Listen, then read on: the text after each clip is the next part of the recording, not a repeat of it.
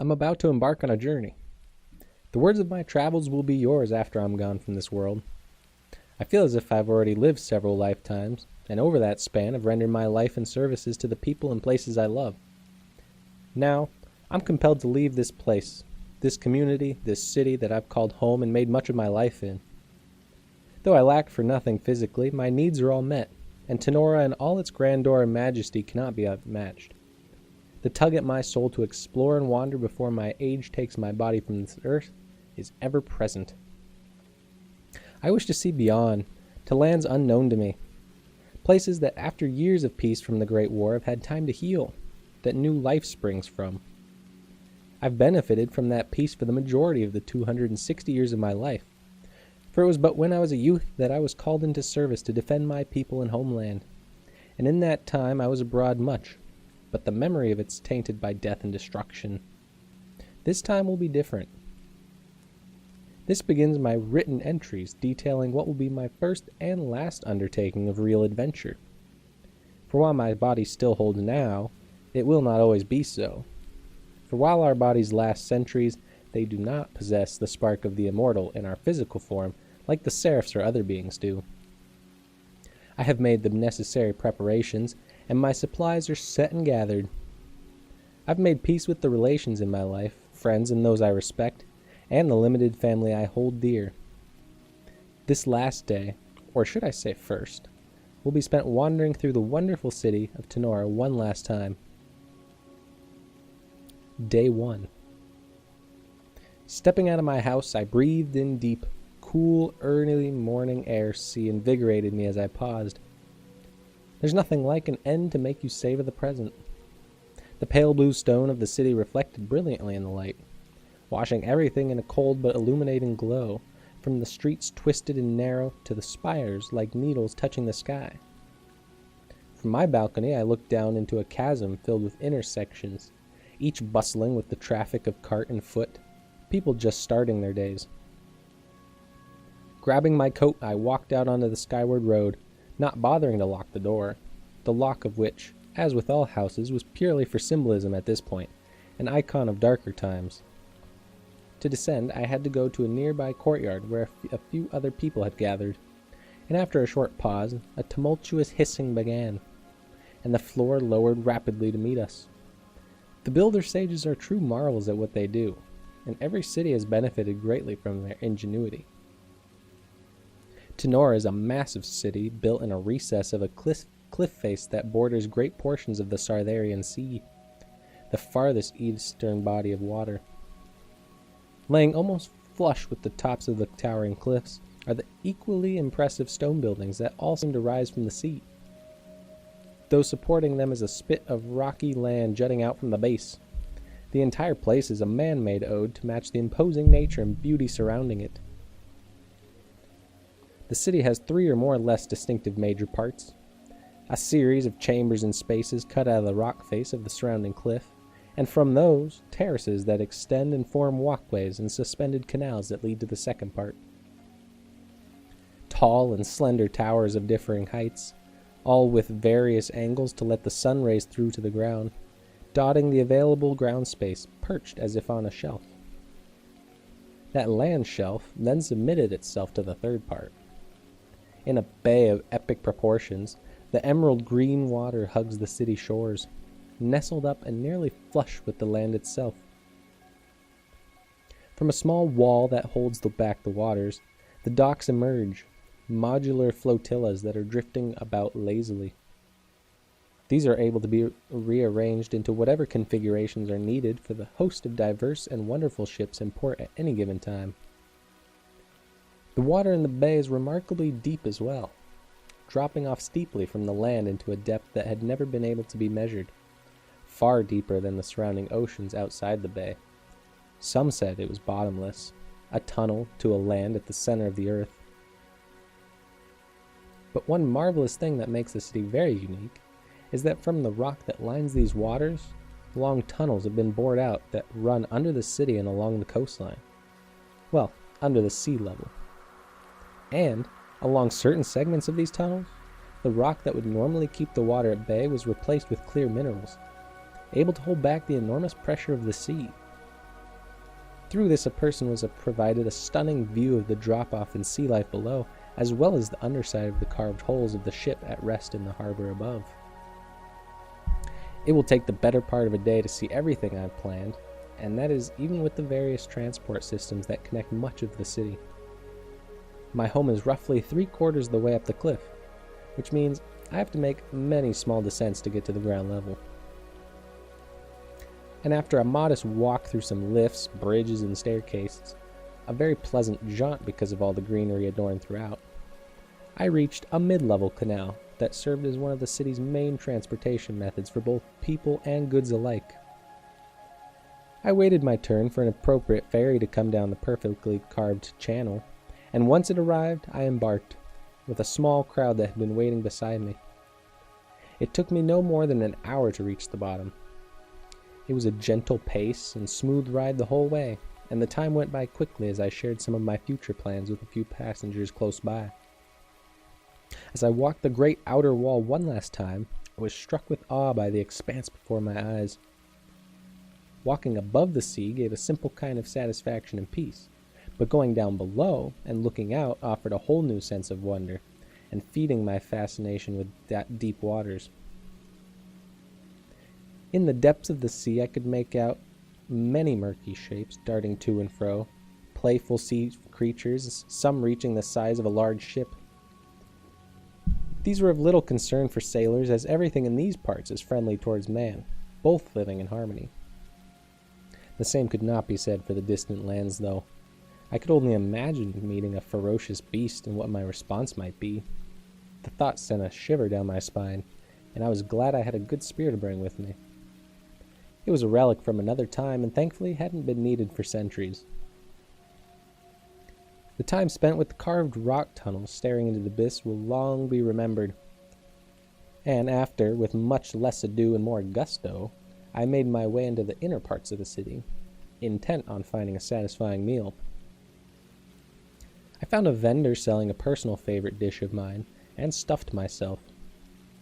There's really nothing like edible moss that when cooked turns into savory, crunchy strands, drenched in spicy sauce. After cleaning my hands and chin, I was ready to head to one last place that I had a special fondness for. Heading to the base of the cliff, I reached the place. I stood in front of a grand, yawning entrance to a cave. The sides were intricately adorned with all kinds of mason work, carvings, and precious gems that made it feel royal in some way. Light was emanating from within, even eclipsing the light of midday that was outside. Stepping inside was like entering another dimension. The sounds of the city faded away as noise was suppressed, and yet amplified by the glassy walls. White light seemed to abandon all normality, as though it were unbound and finally free to show its true forms. The cave had been set up in such a way as to take full advantage of the smooth, semi-translucent walls, by hanging lanterns with erratic coverings. There were multiple pathways a visitor could take, each branching off, leading deeper into the heart of the network of rock. So, picking a random direction, I let myself wander. Passages and caverns were strewn for miles, and I walked through as many as I could find, each unique in their geometry and lighting arrangements. Some rooms had light that seemed to burst forth from the very rock itself. Others seemed as if you could stare into the colored minerals and peer into infinity within them. Yet other passages contained stones that had been shaped into complex forms that spiraled the luminance of the lanterns into murals of light on opposing walls. I walked through to my heart's content, managing to get myself lost once or twice along the way, only really getting myself back on track with the help of one of the monks charged with care for this precious sight. Upon returning home in the evening, I opened my door and was greeted by the sight of my travel supplies at the ready, strewn where I had left them. I didn't know what I was going to encounter, so I had packed light, choosing to carry only a few days' worth of food and water, my spear and a few essentials for making a functional camp. Most of the things I needed would be readily available in the more civilized and charted areas that I would have to travel through first, and I would have the coins to pay for the things I might need should Most of the things I needed would be readily available in the more civilized and charted areas that I would have to travel through first, and I have the coins to pay for the things I need should the time come. For now, I will stay in the small towns and villages that are abundant, peppering the peaceful countryside and sleeping under the spring stars when those aren't present. Laying down in my bed, my mind is racing and filled with the thoughts of what lies ahead. Sleep won't be easy to come by, but as I toss and turn, it takes me in its hold and transports me through the night. Day 2. Rising early with the dawn, I felt alert and refreshed. Despite my restless night and being very eager to set out, getting ready was a short affair. My pack and spear had already been set out beside the door. I thanked my past self for the foresight. I would have been in no mood to do it now. The remaining possessions in the house were being given to various friends and family, and the home itself I was giving to a distant relative who had just begun a new family of her own, and would now need a larger space. Starting out life and having a family is a challenge all into its own. I had never had a particular interest in owning anything or material possessions, except maybe the odd heirloom or trinket, so I doubted I would miss anything from this place, making it an easy parting. After a quick meal from my rations, I shouldered my pack and brushed to the doorframe with my hand one last time, welcoming the sentimental feelings as I let myself out the door one last time. I made it to the city entrance without delay and walked through, admiring the gates as I went. The gates of the city are a harmonious mix of sound engineering and ornate elegance, each shaped out of the surrounding rock, ushering travels through a cleft in the rock that leads to the land above. Designs of the sea and creatures that lived in it adorn the front, while the top was fashioned in the likeness of a crashing wave, looming tall over passerby.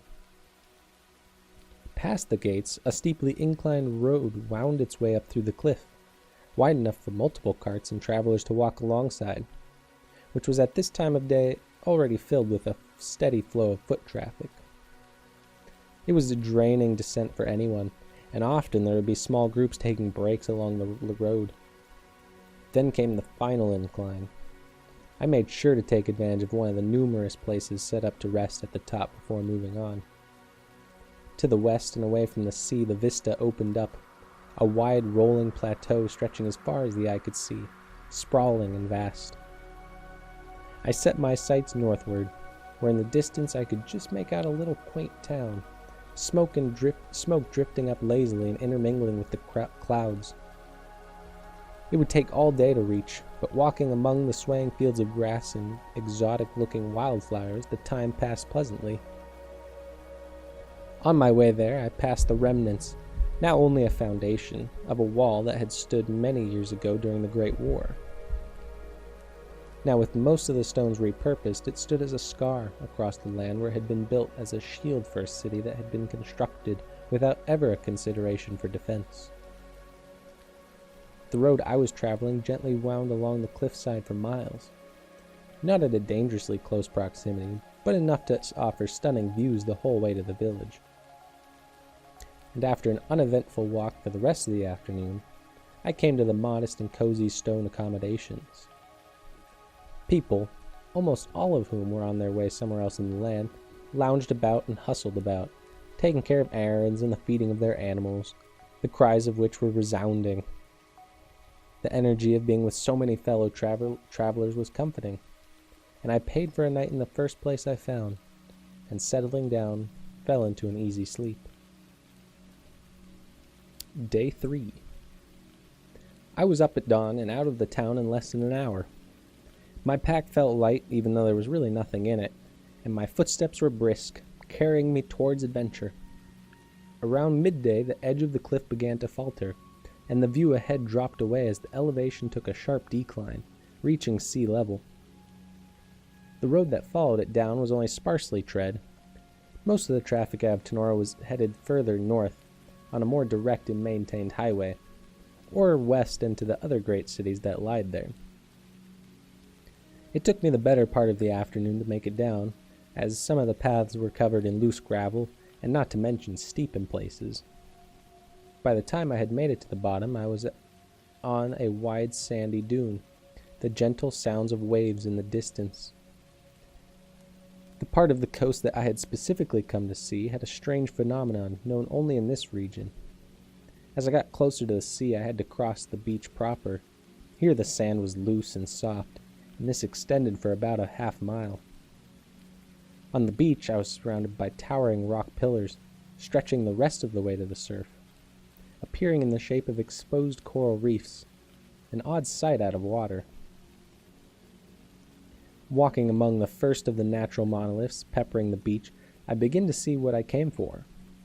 Hanging from one of the rock formations was a ball of water, like a reverse bubble, defying gravity and nature itself. The evening light was shining golden through it, dappling the rock behind in an exotic, ever-changing pattern. Further on towards the ocean, the spheres of water became more numerous and increased in size, meshing and taking on shapes with the rocks that they intertwined with. Some of them even had kelp and other aquatic life growing happily inside, looking almost as if in stasis, with no current to animate them. Everything apart from the noise of crashing waves in the distance was still and serene. A short time later, while looking over a particularly odd-shaped bubble, a crab scuttled from where it had been hiding in the rock into the water, sending a small ripple through the ecosphere, somehow not rupturing the skin that contained the water. Curious, I ran my hand through the water, and it felt cold on my hand. It still held its shape, though. In some ways, it seemed the texture of the water was different, almost as if it had the consistency of cream, while still retaining all of the properties of water. The pools of water increased in size as I approached the shoreline. A few were even large enough to fit my body comfortably a few times over. I took advantage of this opportunity by disrobing and gingerly climbing one of the rock sides up through the bottom of a bubble. I could feel the water invite me in, and I half swam, half climbed inside, the weight of my legs still trying to drag me out. But after making it all the way in, I was suspended, holding my breath, looking back out on the beach through a distorted lens. Swimming was slightly more difficult because of the thicker water, but I vigorously pumped my legs and slowly began to rise, my head popping out the top, gathering lungfuls of air. It was a very surreal moment, and I felt like I had suddenly gained the ability to fly as I looked down on my surroundings from a weightless vantage. Going back in, I did a somersault with a fish, then floating on my back, stuck my head out the side, looking up towards the sky. Once I had my fun, I came out the same way I went in, drying myself off before continuing walking. Weaving in and out of the rock stacks, I was lost in time. Each offered a miniature world to peer into, and I felt compelled after looking into one to gaze into just one more. It was only after the sun had sank and the hues around me had turned to dark violet that I made my way back to dry sand to sleep for the night. And once at a suitable spot, I scooped out an indent facing the water and laid down. And with the smell of the salt and sounds of moving water, a calm bathed my mind. My thoughts became reflective and meditative as I began to be present with the environment and the moment I was in. Then, with a smile arising from my trance, I ate some of my packaged supplies, a dried plant stalk which was very chewy, but with a lot of substance. Packing down a hard spot of sand that was jabbing into my back, just so, I laid down, drifting off into the world of dreams.